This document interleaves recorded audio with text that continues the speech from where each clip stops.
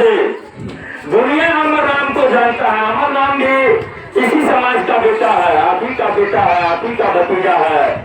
और दुनिया जानता है हमारे पीढ़ी बाई पीढ़ी यहाँ का स्थायी निवासी हूँ, पीढ़ी बाई पीढ़ी खत्म भी हो गया, लेकिन ये बन मोहला गांव में गुजरौली पंचायत में पूरा दुनिया और पूरा लोग जानता है कि अमर राम के ऊपर अभी तक कोई दाग नहीं है। न अमर राम गुंडा है, न अमीर है, न अमर राम के पास कोई समझती ताकत है और न ही कोई चोर है।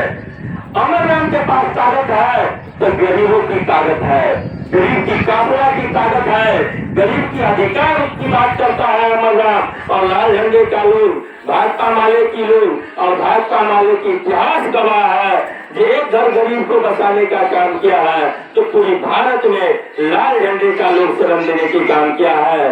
दुनिया में एक से एक पार्टी है, लेकिन अभी तक गरीब के बीच में आज जो गरीब के साथ कुछ अत्याचार हो जाए, उन्माद उत्पाद हो जाए तो कोई पार्टी नहीं आता है, लेकिन लाल झंडे का लोग उस गरीब की मुसीबत में, उन्माद में, उत्पाद में, हर एक चीज में काम आता है। यहाँ की लोग जानते हैं तो 4 साल में अमर राम ने लाल झंडे के जरिए, लाल झंडे का सेना लेके बड़ी बड़ी लड़ाई लड़ा गया इस सामंतवादियों के खिलाफ। आप जानते हैं जो यहीं पे बर्छिया सुरेश गेट से लेकर अशोक पेपर मिल तक नहर निर्माण किया जा रहा था, लेकिन 1959 ईस्वी से लेकर सन 2004 तक जो हमारे गरीब गुरबा को भुदान कमेटी के माध्यम से 250 से 5 पर्चा दिया गया था, उसमें से कुछ गरीबों का कब्जा में अभी है रमोली गुजरोली के अंतर्गत। और ऐसा बहुत गरीब है जो करीब 200-250 पर्चा से बेदखल है। ये हमारे रिपोर्ट में संलग्न किया जा रहा है, बेदखल है। लेकिन जिस दिन से लाल झंडे का लोग यहाँ पे उपस्थित हुआ तो फिर से हुई कॉमरेड शिवशंकर मुखिया जी का जो विरासत था उसको दोहराने के काम लाल झंडे का नेतागण किया है।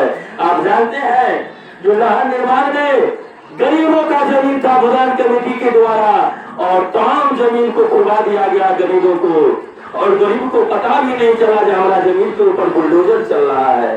अगर हम कहना चाहते हैं जिस पंचायत में अगर लाल झंडा नहीं होता तो गरीबों का जमीन लूट लिया होता।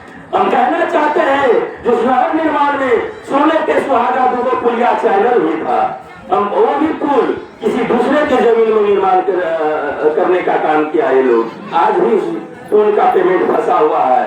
हम कहना चाहते हैं जो तमाम नहर का जो मिट्टी था वो कहा गया है दुनिया से छुपा हुआ नहीं है।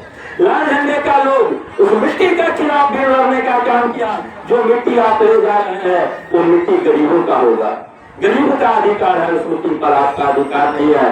लेकिन आपने देखे हैं जो तमाम गरीबों को मिट्टी तक लूट लिया गया है।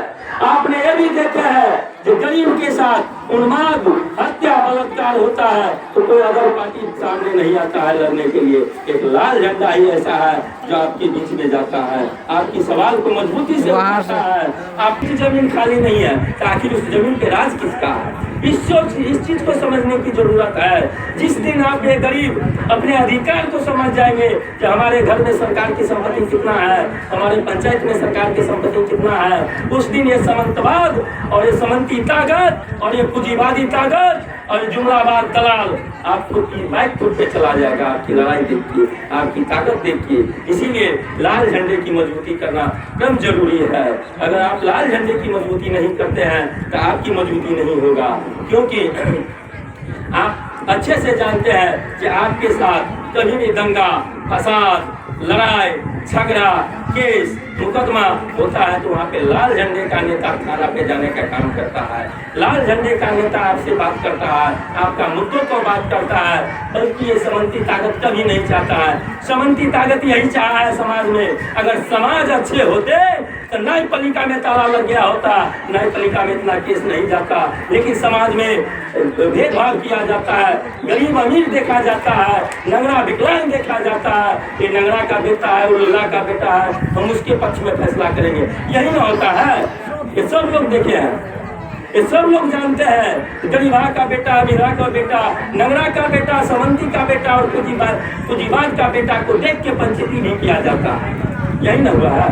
तो हमारा समाज भी सही नहीं है। अगर समाज हमारा सही रहता तो हमको इंसाफ नहीं मिलता, हमको नर तरीका करके दरवाजा खटखटाने की जरूरत नहीं पड़ता। इसीलिए तमाम गरीब से हम आग्रह करते हैं कि लाल झंडा की मजबूती करें। लाल झंडा की आप जिस दिन मुखिया बनाएंगे, जनप्रतिनिधि बनाएंगे, वार्ड मेंबर बनाएंगे, उस दिन आपका ताकत रहेगा बहेड़ी के अंतर्गत। आप जानते हैं जो बहेड़ी के अंतर्गत रमौली बिजनौली पंचायत में लाल झंडे का एक वार्ड मेंबर भी नहीं है, फिर भी आपके सामने बड़ा बड़ा लंबा लड़ाई लड़ा गया इस धरती पे, और ये लड़ाई लड़ के जीता भी गया है।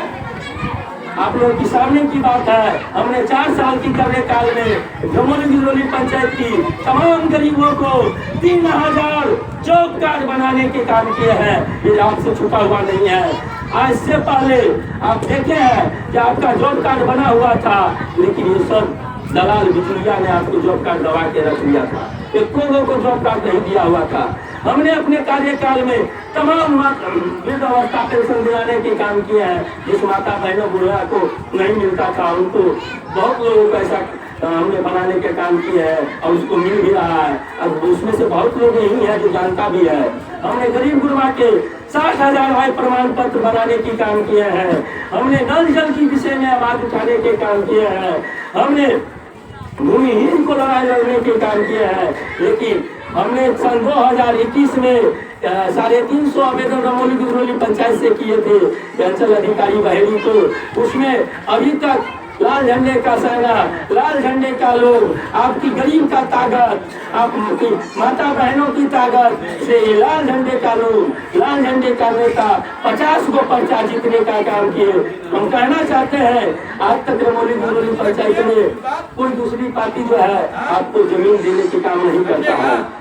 आपको दूसरी पार्टी आपको बचाने की काम नहीं करता है। दूसरी पार्टी आपका वोट लेगा और चला जाता है और 5 साल के बाद नजर आता है। लेकिन एक लाल झंडा ऐसा है जो रातों दिन आपके साथ रहता है। आपके साथ कोई जुलूम हो जाए, कोई अत्याचार हो जाए, अगर आप लाल झंडे पहुँचते हैं तो 24 घंटा लाल झंडे आपके बीच में रहता है, आपका लड़ाई लड़ता है, आपकी बात को सुनता है। बल्कि जिसको आप वोट देते हैं वो आपको 5 साल में उलट के देखने आता है ये गरीब के साथ हुआ क्या, गरीब के साथ हो क्या रहा है।